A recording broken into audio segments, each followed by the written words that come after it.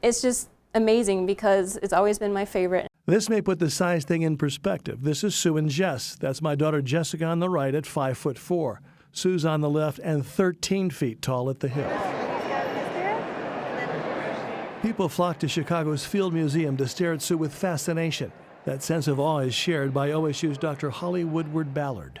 Ever since I was little, Tyrannosaurus rex has been my favorite dinosaur. She's now measuring their growth at the OSU Center for Health Sciences. It starts with a tile saw like you'd buy at Home Depot. Then very thin slices of leg bone are polished and examined. She studies their growth curves like you would age a tree. And the growth rings themselves are these very thick lines that you see just kind of coursing through the bone tissue in a circular pattern, kind of one after the other. And so that's what we would count to figure out how old this animal was when it died.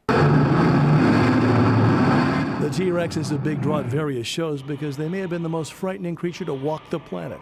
But Holly will tell you they're even more interesting as you really get to know them.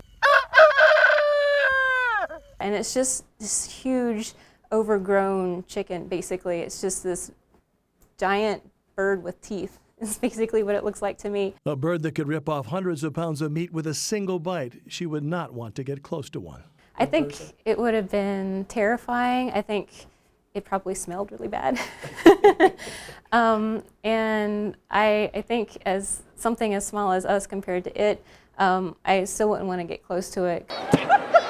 Even a baby T-Rex costume in a mall show puts a chill into people. But some scientists don't think the T-Rex was anything like the fast-moving killer in Jurassic Park and other films.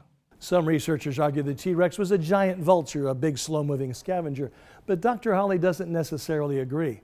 The animal has 10-foot legs and a 15-foot stride, so it wouldn't have to take many steps to grab something to eat. All the questions make her very enthusiastic about her work in the lab and hunting for dinosaurs in the summer.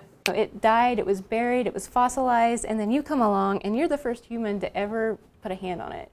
And it's just like reaching back and touching 67, 66 million years ago.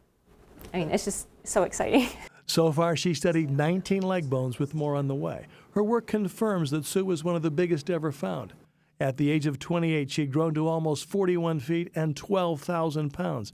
Jessica topped out at 112. Charles Ely, Tulsa's Channel 8.